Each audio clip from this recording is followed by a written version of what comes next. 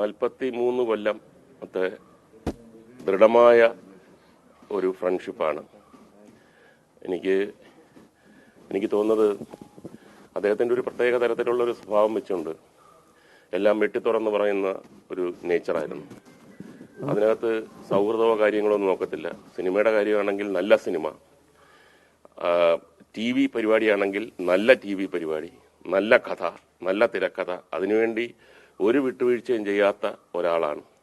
ഒരു തിരക്കഥ അദ്ദേഹത്തിൻ്റെ അടുത്ത് കൊണ്ടുവന്നു കഴിഞ്ഞാൽ അദ്ദേഹം അത് വായിച്ചതിന് ശേഷം പുതിയൊരാളാണെങ്കിൽ പോലും ഒരു മിനിമം 10 ചോദ്യം അങ്ങോട്ട് ചോദിക്കും.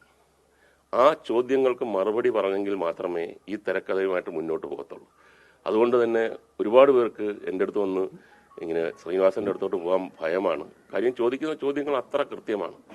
എന്നെ ഏറ്റവും കൂടുതൽ വിഷമിപ്പിക്കുന്ന, ഞാൻ ശ്രീനിവാസനുമായിട്ട് ഇത്രയും സിനിമയെ അഭിനയിച്ചു, ഇത്രയും കാലം ഒന്നിച്ച് നടന്നെങ്കിലും അദ്ദേഹത്തെക്കുറിച്ച് അവിടെ ഇവിടെയൊക്കെ പരാമർശിച്ചു, അല്ലെങ്കിൽ ഒരു സിനിമയുടെ കാര്യം വരുമ്പം ആ കഥാപാത്രത്തെക്കുറിച്ച് അല്ലെങ്കിൽ അദ്ദേഹത്തിൻ്റെ ഒരു സൃഷ്ടിയെക്കുറിച്ചൊക്കെ പറയുന്നുള്ളതല്ലാതെ അദ്ദേഹത്തെക്കുറിച്ച് പറയുന്ന ഒരു സാഹചര്യം ഞാൻ ആഗ്രഹിച്ചിരുന്നു.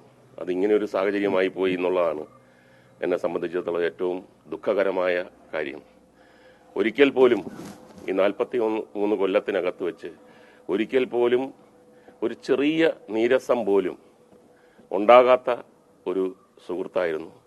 പല സന്ദർഭങ്ങളിലും ഞാൻ തന്നെ അദ്ദേഹത്തിൻ്റെ അടുത്ത് പറഞ്ഞിട്ടുണ്ട്, ഞാനായതുകൊണ്ട് ഇതെല്ലാം ക്ഷമിക്കുന്നു, സഹിക്കുന്നു, വേറെ ആരെങ്കിലും ആണെങ്കിൽ ഇട്ടിട്ട് എറിഞ്ഞിട്ട് പോയേനെ എന്ന് പറഞ്ഞപ്പോൾ അദ്ദേഹം പൊട്ടിച്ചിരിക്കും.